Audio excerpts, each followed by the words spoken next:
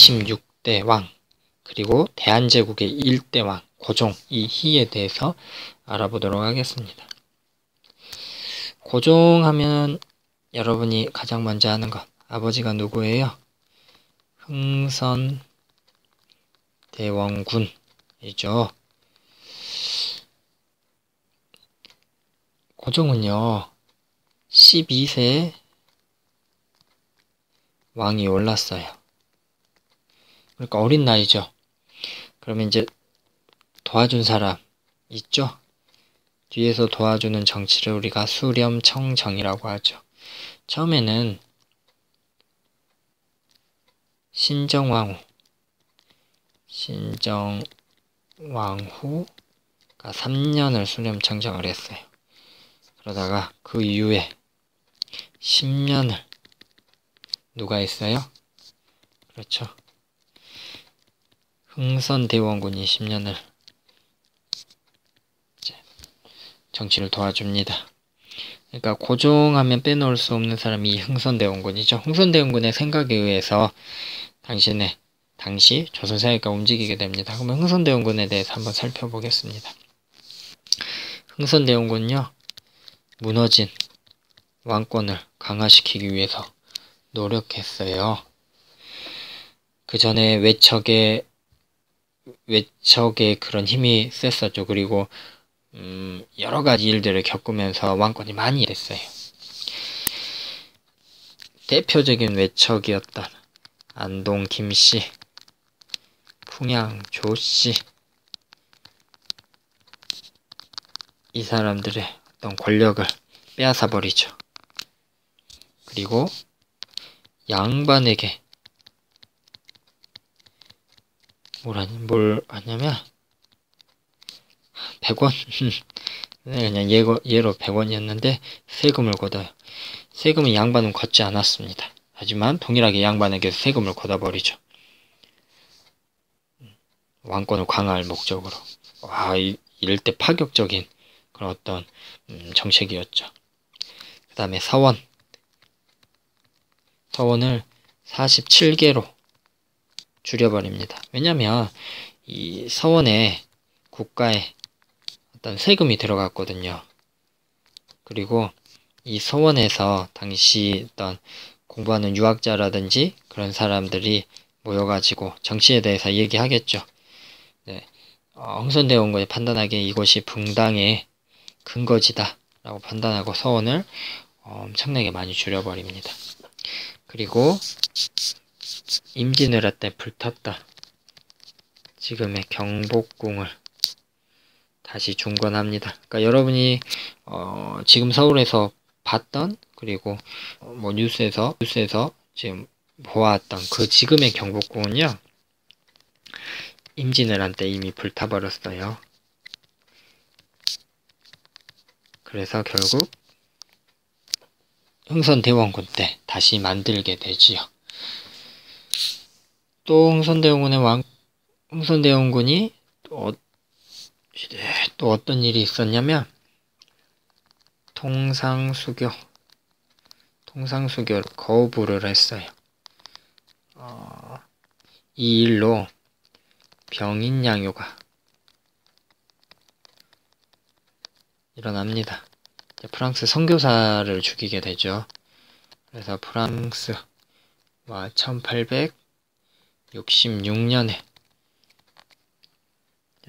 전쟁이 일어나게 되고요. 그 다음에 미국과 신미양요, 미국과 1871년에 또 전쟁이 일어나게 되죠. 또 통상수교 거부의 하나의 목적으로 백성들에게 알리기 위해서 척화비를 세웁니다. 우리나라 조선은 교류하지 않겠다. 그렇게 글귀가 쓰여인 어떤 비석을 전국에 설치하게 돼요.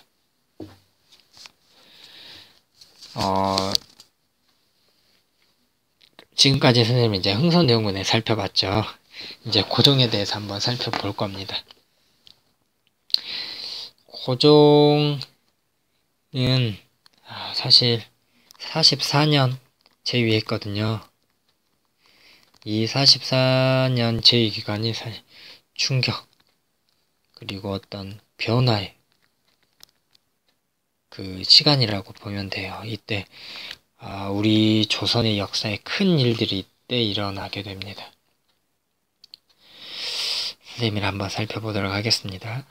일단 1876년 강화도 조약이 체결됩니다.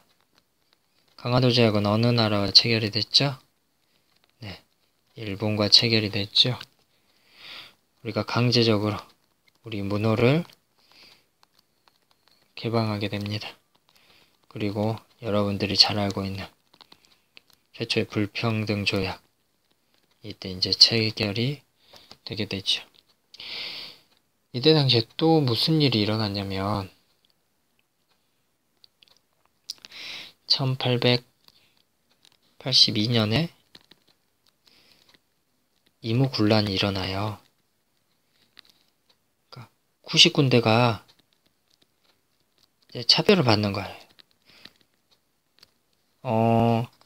사실 고종 때 청나라에, 그 다음에 일본의 청은 영선사라는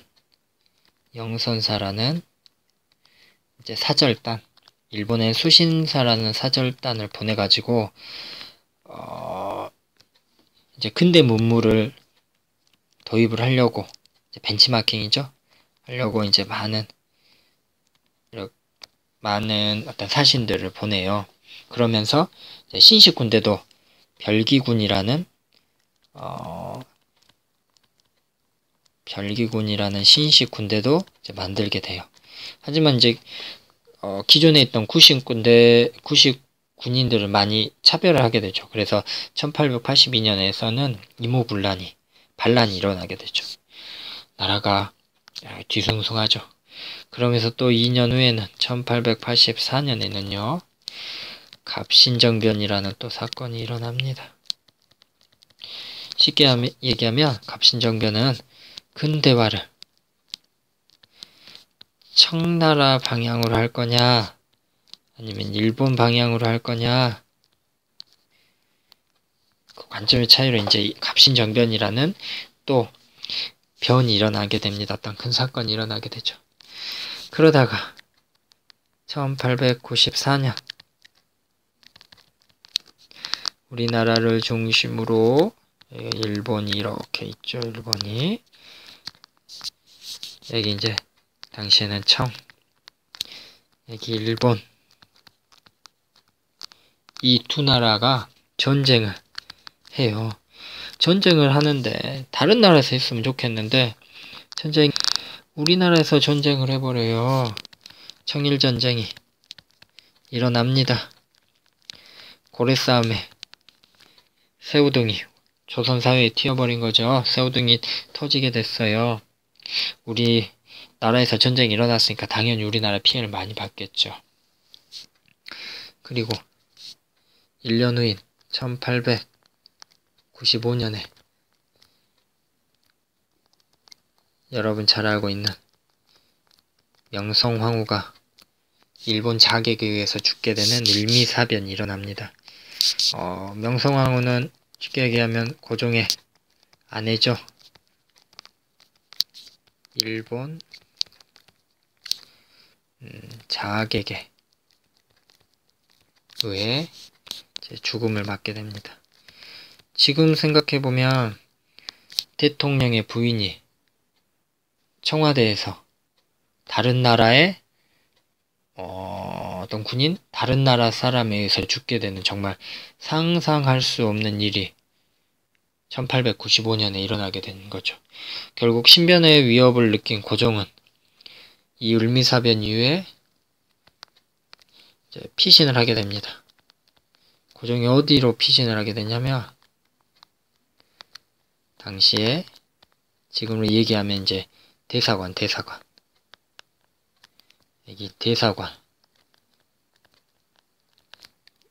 사실 뭐 공사관이라고 하거든요. 어느 나라? 러시아 피하게 돼요. 이거를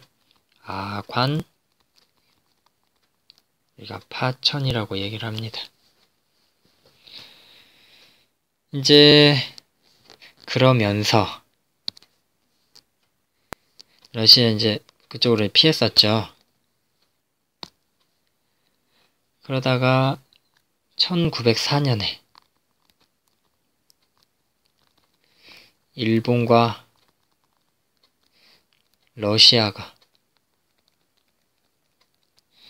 전쟁을 하게 돼요. 누가 이겼을까요? 지금 생각하면 러시아가 엄청 강한 나라죠. 하지만 이때 당시에는 일본이 힘이 엄청나게 셌습니다. 일본이 승리하게 돼요. 그래서 그 후로 1년 후인 1905년 일본과 을사늑약이 체결됩니다. 이 을사늑약이 체결돼서 우리나라는 외교권을 박탈해요. 나라로서 인정을 받을 수가 없는 거죠. 무역을 할 때도, 다른 나라랑 어떤 외교 관계를 할 때도 일본이 대신하는 거죠. 우리나라 이제 존재가 사라져버리게 되는 거죠. 그래서 고종은 이거의 부당성을 알리기 위해서 당시에 세계 나라들이 모인 만국평화회의가 열리고 있는 헤이그에 특사를 파견해요. 그 특사가 누구였냐면 이준, 이상설, 이위종. 하지만 일본의 방해로 인해서 결국 이 회의에는 참석하지 못하게 됩니다. 일본이 고종이 이 헤이그에 특사를 파견한 사실을 알고 1907년 고종을 강제 퇴위시킵니다. 그리고 나서 1919년 여러분이 잘 알아야 될 날짜입니다. 1919년 1월 21일 1919년 1월 21일에 고종이 갑자기 죽게 돼요. 밤에 목이 마르다면서 이렇게 차를 마셨는데 차를 마시고 갑자기 복통이 일어나서 죽게 됩니다. 사망에 이르게 돼요. 평상시와 동일했는데 차를 먹고 복통이 일어나 죽게 된다. 뭘 의심할 수 있겠어요? 독사를 의심할 수 있겠죠. 누구에 의해서? 일본에 의한 독사를 의심할 수가 있겠죠. 그래서 일본에 대한 어떤 그 반일 감정이 엄청 이때 심해져요. 그래서 이 1919년 선생님이 기억하라 그랬죠? 1919년 3월 1일 3월 1일 많이 들어봤죠? 그렇죠. 3.1운동이 일어나게 됩니다. 고종의 역사를 얘기하니까 어때요? 우리나라의 그런 어떤 갑작스러운 변화와 안타까운 그런 역사 흐름들이 쭉 나와 있죠. 우리 나라가 일본에 이제 강제 합병되는 그게 이제 얼마 남지 않았습니다. 곧 조선의 역사가 이제 막을 내리게 됩니다. 지금까지 26대 그리고 대한제국 1대 왕 고종에 대해서 알아보았습니다.